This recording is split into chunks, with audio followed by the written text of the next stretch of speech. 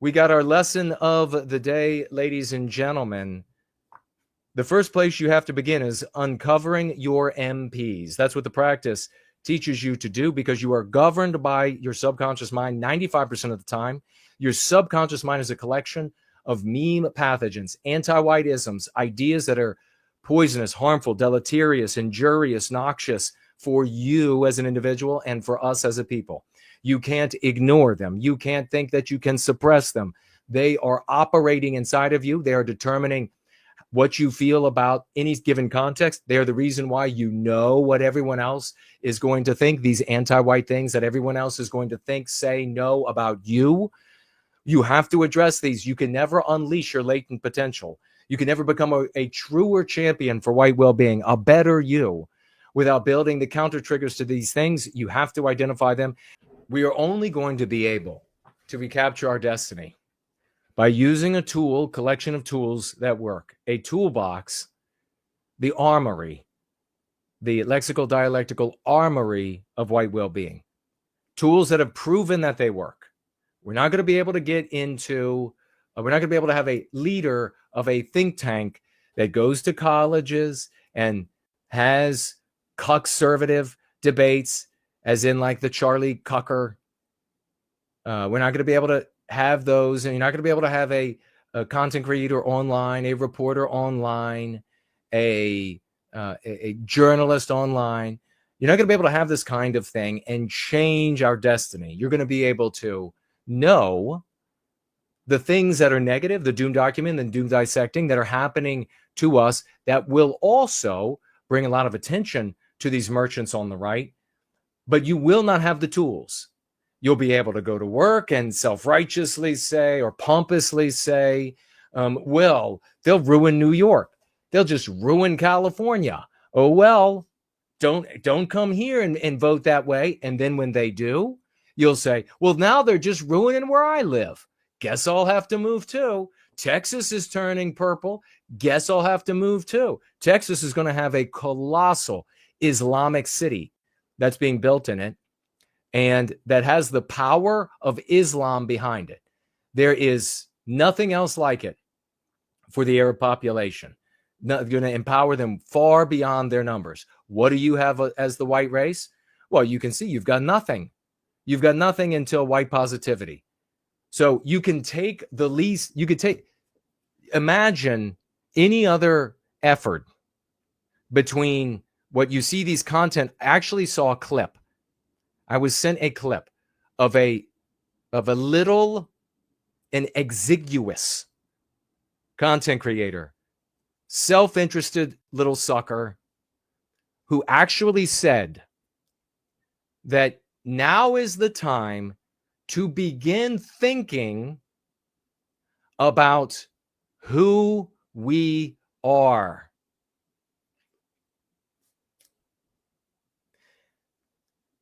Tens of thousands of people watching this. Who we are? That will be the third time in my life that a known content creator has said, a big known content creator has said the exact same words. The third time. Does anybody know? I mean, this is like the worst Groundhog Day. We can't keep doing this. And true to form, the people who are the content creators who are peddling in place for their own enrichment and aggrandizement, who say things like, now is the time to begin thinking and talking about who we are. One of these people, the one just prior to this one, made it a big slogan. Actually made it a big slogan, went all over the place. All these people are schmucks. They're all anti-non-white. That is not the path to the recapture of our destiny. That is once again squat in my audience mentality. Donate to these people, be a pay cuck to these people, laud these people as so brilliant, so smart, deep thinkers. These are all the wish lists that we've come away with this. It's like those long ticker tapes. Look at this wish list. It's bloody awesome. It's bloody awesome. What's the other? Is it, what's the word? The British slang word? Hitch? Hinch? What is that? Which hitch or whatever it is? Look at this. It's bloody awesome. We got another colossal wish list. You can just see the wish lists ticking on the ticker tape out all around, spewing into the air. These are all the things we need so that we can have a conversation about whether or not this group should be in our countries or that group can be in our countries. We're out of time. We're out of time for this effete, ballless nonsense.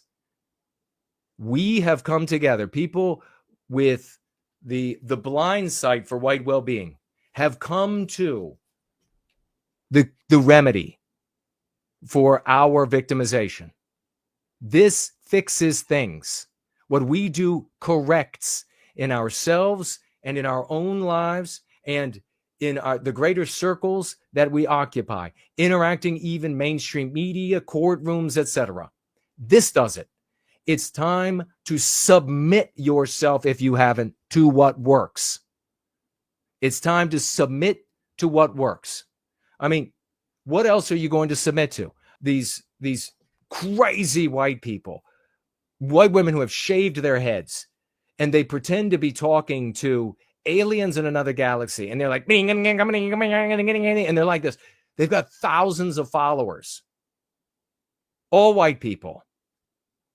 I feel like white people will show up in force for something that's actually cringe, that's actually ridiculous. This is a practice that is more normal and applicable and suited to every strata of white people than anything else there ever has been.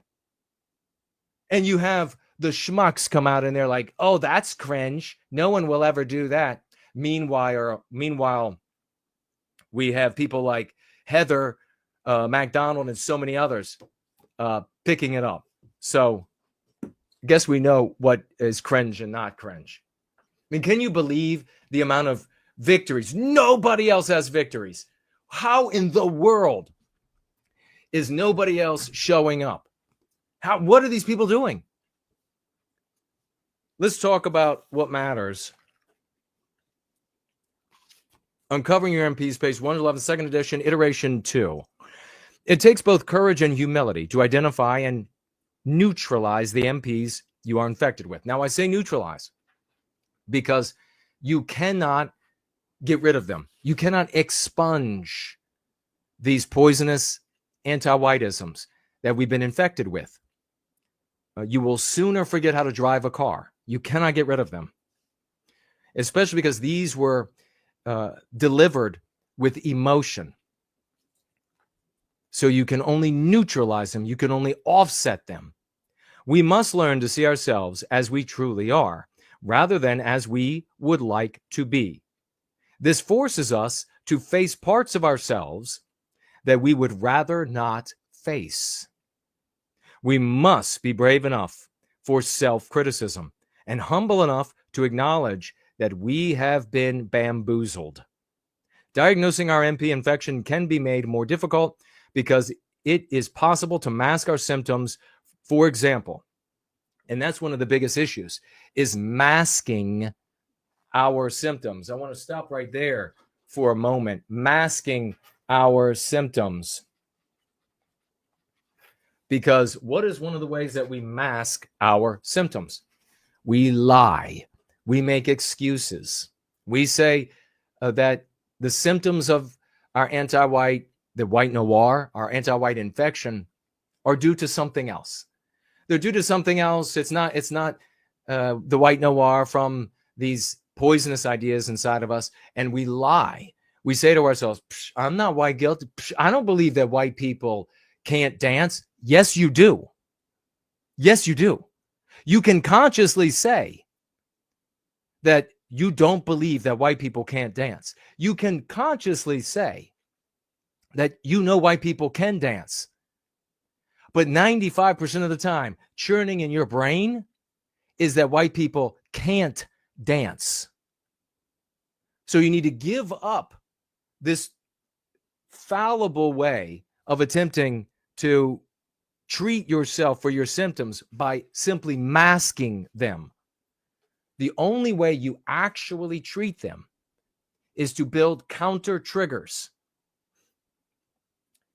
For example, if you are infected with the MP that, quote, Westmen are more destructive of the environment than other races, you may attempt to suppress this by speaking about all the good that Westmen and Western countries do for the planet. So some moment, you'll use your conscious mind to just throw something out like that. You'll continue. Do you understand how this works? Are you following yet? You'll go back into your life and you'll hear conversations. You'll see conversations in entertainment media. You'll see conversations on the news. And that specter that white people are destructive of nature will come up every time. Why doesn't that conscious comment come up instead? No, that specter comes up instead, unbidden, without effort. That's what's controlling you. That is how the poisoning by anti-whiteism works. You develop the counter trigger in the subconscious mind so that when you hear a conversation about the environment and the destruction of the environment, people destroying the environment here, or a tanker breaks open, the immediate thought that comes up, unbidden, with zero effort, is that white people are good for the environment. White people clean the environment. You know that doesn't come up automatically for you until you build a counter trigger. This is the biggest thing that is simply not talked about, and it's crazy. Such behavior is akin to medications, which provide symptomatic relief. Just as suppressing the outward symptom of a cold does not cure one's cold, efforts to suppress the symptoms of MPs are not the same as going free. You see this symptom suppression? You go to the cuck and the schmuck gatherings and conferences, and symptom suppression galore. I mean, it is galore. Just listen to the people. Let's explore the MPs you are infected with. Contemplate how many times during your life, how many times during your reading of L1, level 1, you saw yourself in the examples and were shocked to find your own subconscious assumptions matching up with the meme pathogens, or your own experience revealed in anti-whiteism. Most people can identify 3 or 4 of the MPs with which they are infected. I really want pause. Think for a second about how truly terrifying it is that these teachings come up in you like possession, like demons possessing you. That's what it's like, friends. That's the real demonic possession. We are exercising anti-whiteism. And just like you see in these fake demon possession exorcism, it's wild, it's painful, but it's, in this case, real. Think of how scary and powerful it is that this continues to arise in us, unbidden, without effort, that the voices, truly that is the most powerful thing you will have ever encountered or will ever encounter, a voice from within. But yeah, complain about non-whites or abstractionize. That'll fix it. Now you really see how impossible it's ever been with those approaches. The following examples of MPs are merely intended to get you thinking about which MPs you are infected with. Reflect on whether you have ever claimed, suspected, or agreed with any of the following MPs. I mentioned one earlier. Whites are awkward, clumsy. Blondes are dumb. Whites often succeed in educational, social, and professional settings because they unfairly support one another at the expense of non-whites. You know right now that that one is deeply ingrained in your subconscious mind, because you know, if you're honest with yourself, that you've had situations where there are non-white people present, and you think all of a sudden this thought with emotion comes to you. Oh, I don't want them to think that we're working together to harm them. Oh, I've got to make very clear. Oh, I don't want them to assume that I'm working together with these other white people, and in some way that might harm them. Where the hell could that come from? Whites are more likely to be intolerant of those not like themselves, whereas non-whites are more likely to be welcoming. This is one of those MPs that truly is a shocker, isn't it? Because you hold this in your subconscious mind, that non-whites are all welcoming, that they are all embracing of all different peoples, when in reality, we look out in the world and we see the exact opposite. We see the white race, to its detriment and death, welcoming everybody. We see the white people out front of all of these efforts to bring them all in. And we see the non-white people, sizable percentages of their overall populations, saying, this is ours. This is ours. And yet, we still have this notion that they are the most welcoming. And you're going to combat this with complaining about non-whites or abstractions. Whites are responsible for slavery. White people have waged more wars or waged them more cruelly than non-whites. White people are inherently disposed to persecuting and exploiting others. Whites are more callous and less sympathetic than non-whites. These MPs with which we have been infected from childhood are so deeply rooted in the fabric of who we are, they become indistinguishable from our individual identities. That's one of the things that makes it so hard to get rid of them. The younger you were when you were infected with them, the more they seem part of your identity as a person. Our ongoing studies reveal that the average Westman is infected with 5 to 30 times the MPs that he or she personally diagnoses. Another way to diagnose your MP infection is to consider if your feelings are reflective of MP infection. Are your feelings reflective of MP infection? So let's see. Have you ever felt the need to apologize for being white? Of course you have. To itemize all the reasons that whites should feel guilty, or to quote non-whites on white villainy, in hopes of receiving social acceptance and respect. Yes. Have you ever felt afraid to complain about the anti-white double standards in society because you might be denounced as a bigot? Yes, you have. These are all signs, deep signs of deep infection. Here's the thing, folks. I see all of this in me from the infection. So I'm not telling you I don't have. The people who are going free don't they're not in a situation where they don't have these infections. They have these infections. They've just treated themselves for it. They've built counter triggers for it. They're in the process of building more and more counter triggers. Have you ever wondered whether it was wrong of you to suspect race as a factor when you were passed over for hiring or promotion in favor of a non-white?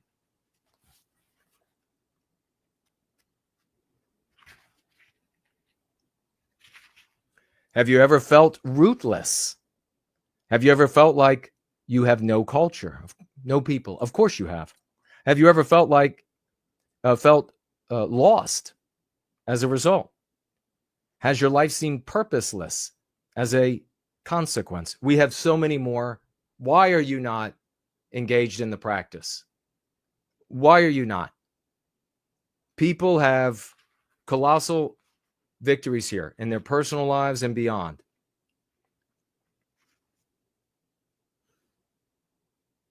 Going free will improve your condition, whether or not you initially identify the specific MPs from which you are suffering. But full recovery and empowerment requires identifying all the MPs and treating them on an ongoing basis. Know this, as we are running out of time in this epic and most important of all lessons. And the days are still long here in the Northern Hemisphere. The sun is still out. I love it. The storm never hit. Know this, that even if you don't methodically sit down, when you find a mean pathogen that you are infected with, we'll go back to one of the easiest, whites can't dance, and methodically sit down and go through the practice and write these things out, write what you want your MC or MCs to be and write it out and recite and make it a regular thing to stick it in your memory, the subconscious mind, over and over and over and over, so that you know you have it when it comes up in conversation. And that's the voice that comes up, that unbidden, with power and no energy needed. That's the voice that comes up into your mind. Whites are the best dancers. Remember, in writing these MCs, you don't, it's not some sort of a deflection of the mean pathogen. It absolutely has to turn back the anti-white notion. Even if you don't methodically do that, if you consistently use the lexicon and the dialectics, those are the arguments. If you consistently use them in your thinking, in your communication, you will be making substantial headway against the mean pathogens that you are infected with.